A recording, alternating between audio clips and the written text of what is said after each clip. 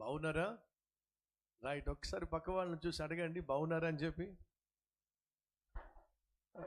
Very good. ఆది కాండము దేనికి సూచన?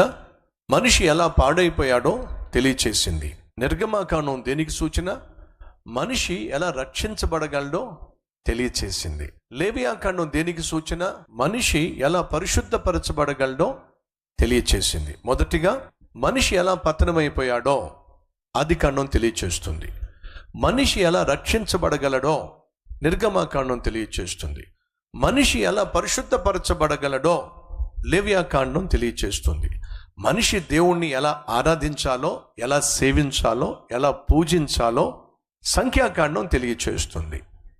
మనిషి ఎలా దీవించబడగలడో, ఆశీర్వాదంగా మారగలడో ద్వితీయోపదేశకాండం తెలియచేస్తుంది.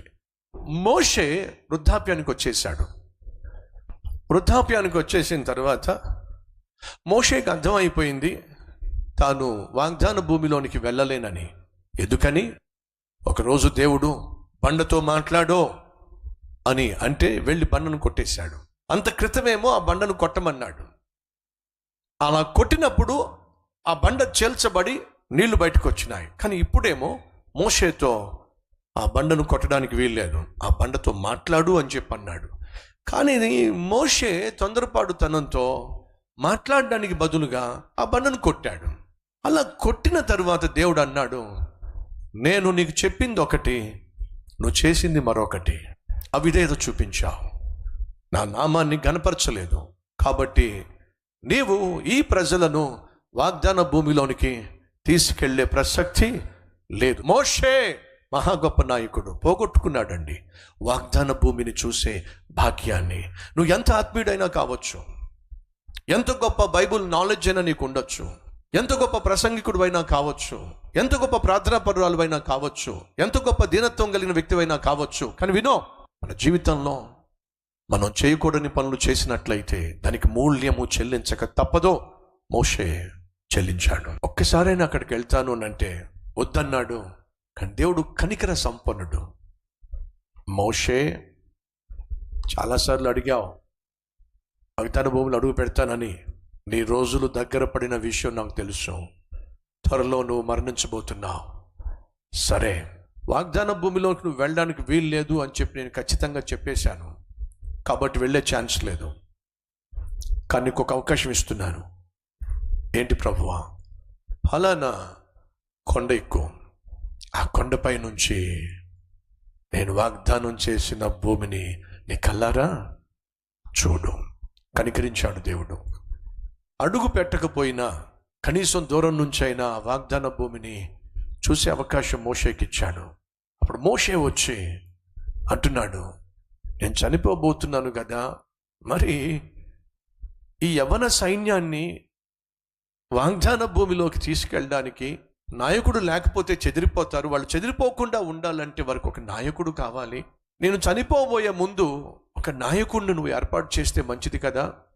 మోషే దేవునితో మనవి చేశాడు. కాబట్టి మోషేకున్న ఆశ ఏమిటంటే, నేను నా బాధ్యతను నిర్వర్తించి ముగించేస్తున్నాను, కానీ ఆ తర్వాత మరొక నాయకుడు కావాలి. నాతో పాటు ఈ పరిచర్య, ఈ ప్రయాణము ఆగిపోవడానికి వీల్లేదు, ఇది కొనసాగాలి. మంచి నాయకుడు ఏం చేస్తాడో తెలుసా? మరొక నాయకుడిని తయారు చేస్తాడు. మంచి సేవకుడు ఏం చేస్తాడో తెలుసా? మరొక సేవకుడిని తయారు చేస్తాడు. మోషే యెహోషువను తయారు చేశాడు. 40 దినాలు 40 రాత్రులు మోషే దేవుని సన్నిధిలో సీనాయి పర్వతం మీద ఉన్నప్పుడు యెహోషువ ఏం చేశాడో తెలుసా? అదే పర్వతపు దిగువ భాగమున తాను కాచుకొని కూర్చున్నాడు. మోషే దగ్గర యెహోషువ ఎంతో నమ్మకమైనటువంటి సేవకునిగా తాను కనపరుచుకున్నాడు. యెహోషువ ఇప్పుడు నాయకుడిగా ఏర్పాటు చేయబడ్డాడు. మోషే ఎదుట యవ్వన జనాంగము కనిపిస్తూ ఉంది. దేవుణ్ణి వ్యతిరేకించినటువంటి వాళ్ళందరూ కూడా అరణ్యంలో రాలిపోయారు. ఇప్పుడు తన కళ్ళ ముందు ఉన్న వాళ్ళు ఎవరయ్యా అంటే, ఏ న్యూ జనరేషన్, ఓ నూతన తరం. మోషే చనిపోబోతున్నాడు. కాబట్టి ఏం చేశాడంటే, వీళ్ళందరినీ పోగేసుకొని గతంలో ఏమైతే నిర్గమాకాండంలో చెప్పాడో, నిర్గమాకాండంలో ఏ ఆజ్ఞలైతే ఇచ్చాడో, లేవియాకాండంలో ఏ పద్ధతులను, ఏ నియమాలను, ఏ నీతిని వారికి తెలియచేశాడో, సంఖ్యాకాండంలో ఏ విధంగా యాజకుల యొక్క పరిచర్య ఉండాలో, నాయకులు సేవ చేయాలో, ఏమైతే నిర్గమాకాండంలో, లేవియాకాండంలో, అలాగే సంఖ్యాకాండంలో తాను తెలియచేసినటువంటి ధర్మశాస్త్రం ఉందో దాన్ని మళ్ళీ ఈ నూతన తరానికి బోధించాడు. కాబట్టే ద్వితీయోపదేశ కాండము, రెండవ ఉపదేశం. ద్వితీయోపదేశం అంటే రెండవ ఉపదేశం. ఇప్పుడు ద్వితీయోపదేశ కాండం గురించి క్లుప్తంగా మీతో పంచుకుంటాను. మొదటిగా ద్వితీయోపదేశ కాండం ఎవరు రాశారు? మోషే రాశాడు. ఎందుకని? ఇది ధర్మశాస్త్రంలో చివరి గ్రంథం. ఎప్పుడు రాసుంటాడు? క్రీస్తుపూర్వం 1407 నుంచి 1406. ఎందుకని?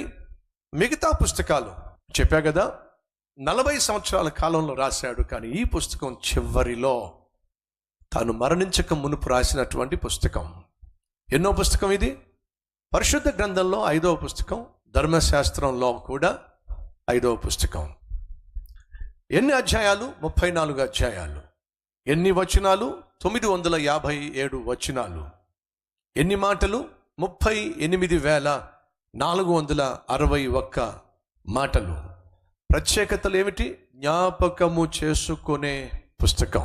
ఈ పుస్తకంలో ఎక్కువ మోషే వాడినటువంటి పదం ఏమిటంటే జ్ఞాపకము చేసుకోండి. ఇది సాధారణంగా మోషే వాడినటువంటి పదం. కాబట్టి ఈ పుస్తకానికి మరొక పేరు ఉంది. ఏమిటంటే జ్ఞాపకము చేసుకోవలసిన పుస్తకం. ఏ బుక్ ఆఫ్ రిమెంబరెన్స్.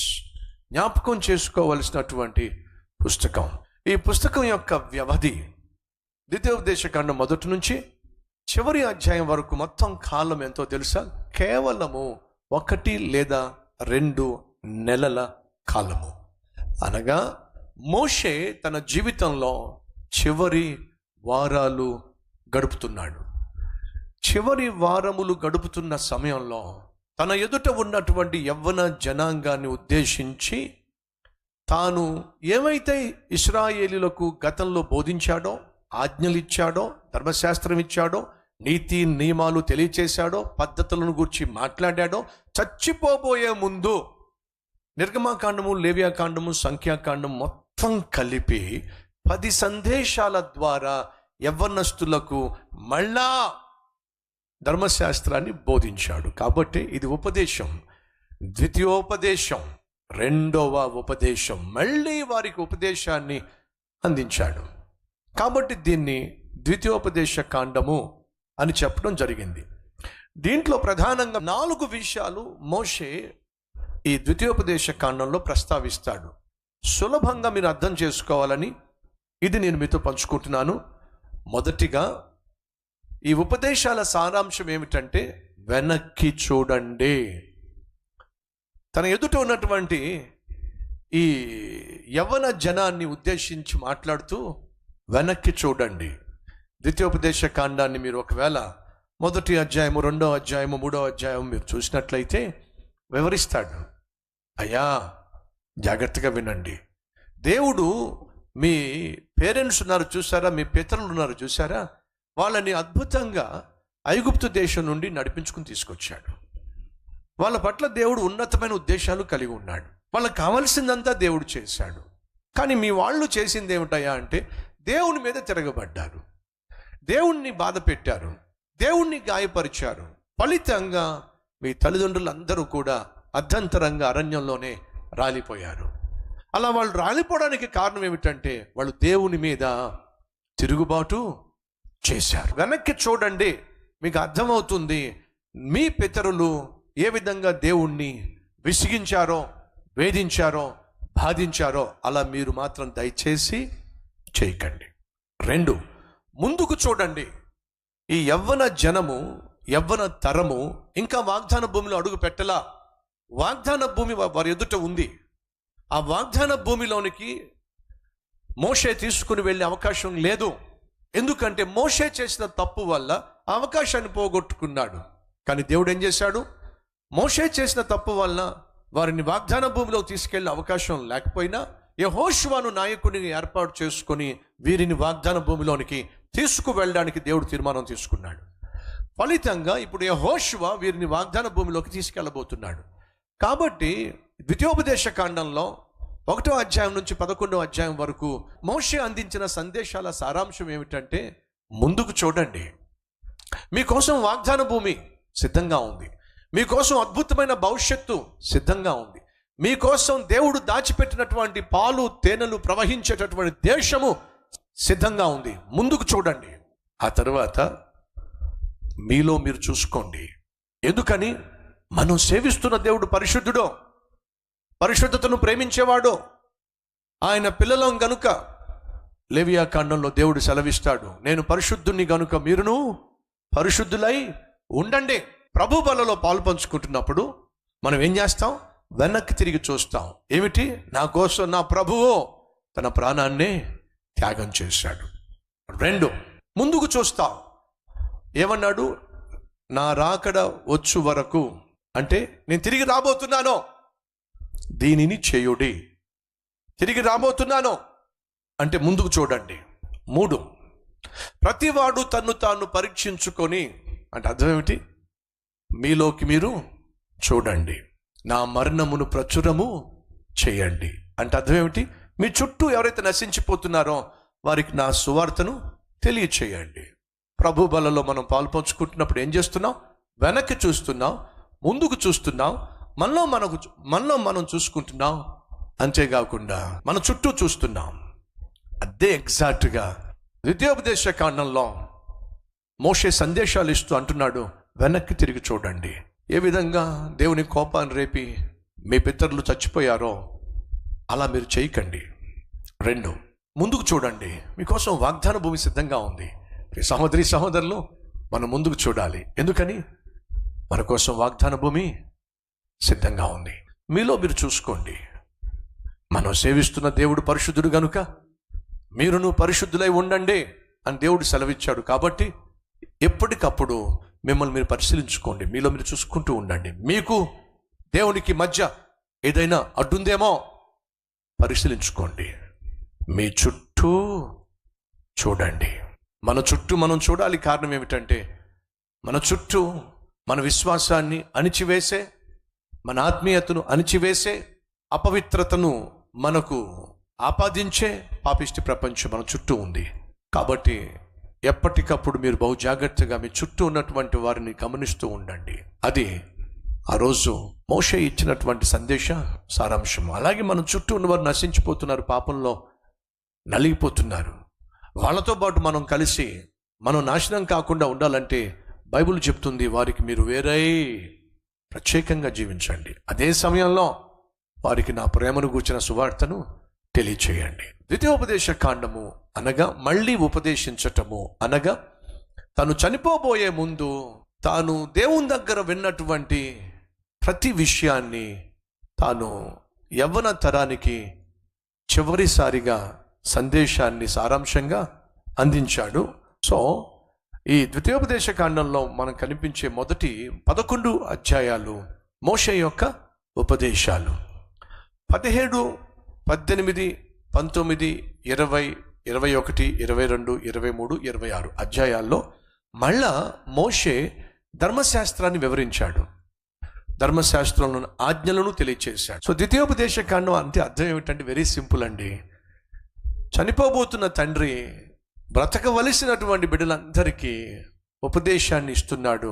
మళ్ళీ వాళ్లకు దేవుని యొక్క కట్టడలను తెలియచేశాడు.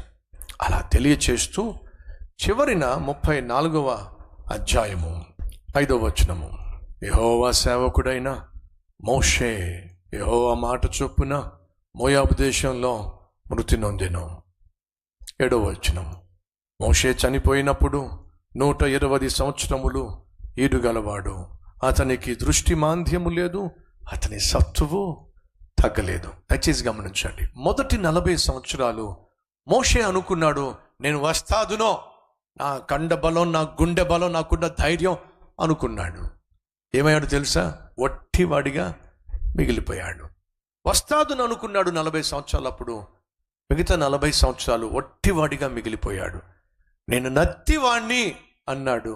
దేవుడు అన్నాడు, నిన్ను నాయకుణ్ణి చేస్తాను, నాయకుణ్ణి చేస్తాను అని చెప్పి నత్తివాణ్ణి తన చేతిలోకి తీసుకున్నాడు. ప్రపంచంలోనే మోషే వంటి నాయకుడు ఇంతకుముందు లేడు, ఆ తర్వాత కూడా పుట్టలేదు. తనను తాను తగ్గించుకున్నప్పుడు దేవుడు ఏం చేశాడంటే మోషేను మహానాయకునిగా చేశాడు. ఆ మహానాయకుడు మరణించాడు. ఇప్పుడు ఈ నడిపించవలసిన బాధ్యత అంతా కూడా ఎవరి మీద పడింది చెప్పండి? యెహోషువ మీద పడింది. యెహోషువ భయపడిపోయాడు. మోషే చనిపోయిన వెంటనే దేవుడు యెహోషువతో మాట్లాడుతూ, యెహోషువ భయపడద్దు, నువ్వు అడుగు పెట్టిన ప్రతి స్థలాన్ని నీకు ఇచ్చేస్తాను, నీకు తిరుగుండదు, నిన్ను ఎదుర్కొనేవాడు లేడో, ధైర్యంగా నేను నీకు ఇచ్చిన బాధ్యతను స్వీకరించు, ఈ ప్రజలను వాగ్దాన భూమిలోనికి నడిపించు. ఇదండి దేవుడు యెహోషువకు చెప్పింది. యెహోషువ గ్రంథము నేర్పించే పాఠాలు ఏమిటి?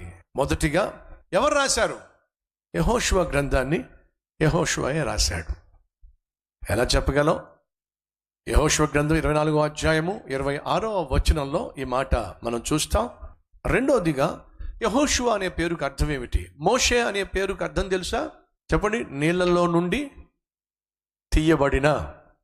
ఎందుకని? నైలు నదిలో నుండి ఫరో కుమార్తె మోషేను తీసింది గనుక మోషే అనే పేరు పెట్టింది. నీళ్ళల్లో నుండి తీయబడ్డాడు గనుక మోషే అనే పేరు పెట్టింది. మరి యెహోషువ అనే పేరుకు అర్థం ఏమిటి? సింపుల్గా చెప్పాలంటే రక్షణ. కొంచెం వివరంగా చెప్పాలి అంటే యెహోవా రక్షించును. సరే, యేసు అంటున్నాం కదా. యేసు అనే పేరు ఎక్కడి నుంచి వచ్చిందో తెలుసా మీకు? యెషువా అనగా యెహోషువ. యేసు అనే పేరుకి అర్థం చెప్పండి? రక్షకుడు. యెషువా అనే పేరుకి అర్థం తెలుసా? యెహోవాయే రక్షించును అనగా యెహోవాయే రక్షకుడు.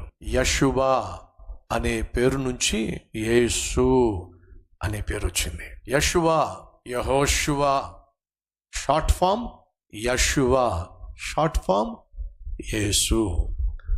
యెహోషువ అన్న, యెషువ అన్న, యేసు అన్న అర్థం మాత్రం ఒక్కటే, రక్షకుడు, రక్షణ. ఎన్నో పుస్తకం?